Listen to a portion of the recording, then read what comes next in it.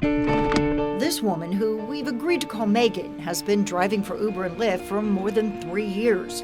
She knows the value of a 5-star rating, which is why she made this sign.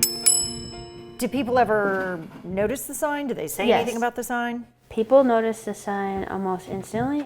Decked out in lights, it's hard not to see it. Need a bottle of water or have a favorite style of music?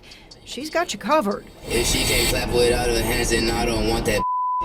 This is what they wanted to listen to. But there is one part of the sign riders don't seem to notice, the one that tells them to buckle up. The younger they are, the less likely that seatbelt will ever be put on. Megan records her rides in case there's a problem. So we asked to see her videos, curious just how many people in one weekend chose to buckle up. Out of her 24 rides, less than half wore their seatbelts. She's in your car for close to an hour and at no point put on a seatbelt. Correct. Do you think there's just a sense that the backseat's safe? Yeah, I do. And it is safe if you wear your seatbelt. If not, in the real world, here is what can happen. A wrong-way driver hit this Roswell family. The impact totaled the front of the car, but it is the 2 passengers in the back, neither wearing a seatbelt, that died. We know that rear-seated occupants are 8 times as likely to be seriously injured when they're not buckled up. But the Insurance Institute of Highway Safety found that knowledge isn't doing much to change our behavior, especially when riding in a taxi or rideshare. They tell us things like it's safer in the back seat, so they don't need to, or they're not in the habit of doing it, or they forget. In 2017, more than 1,000 unrestrained passengers died nationwide. A safety audit released by Uber noted 23 of its own riders killed in crashes. The report doesn't say whether passengers were wearing seatbelts, but Megan says from her own experience, it's not likely. We were coming to a red light and she lost her balance and she hit her hand on the headrest and she grabbed my hair when she was going to go back. With more than 3 billion rides last year, according to Uber and Lyft, there's just a lot more people riding in the back seat. I have served as a firefighter for 3 decades, and I have been to more car accidents than I can ever remember.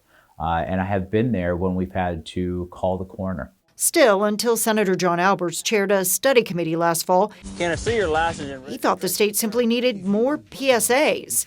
Now he supports legislation to join 30 other states, extending click it or ticket to adults riding in the back seat. What happened during that study committee that kind of changed your mind?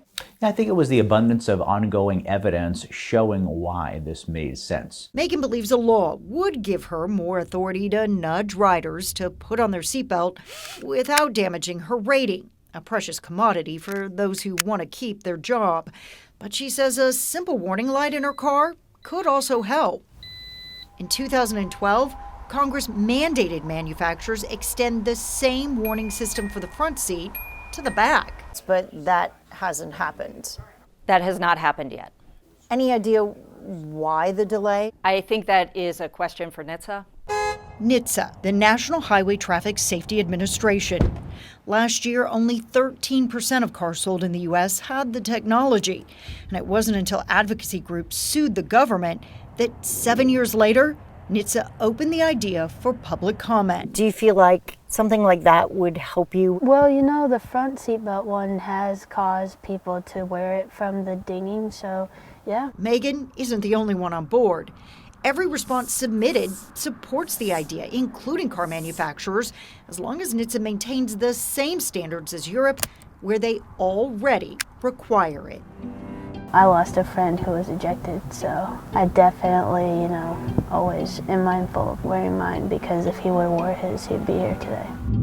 So where does that bill stand right now? It's in the Public Safety Committee. No word yet on when it will be heard, but Senator Albert says even if it does pass, raising awareness, those PSAs are still going to be important. What about NHTSA? Are they looking at any other safety proposals other than the seatbelt warning system? Safety advocates would really like them to look at the seatbelts themselves. The ones in the front are more advanced to cushion the impact of a crash, but that technology isn't always being used throughout the car.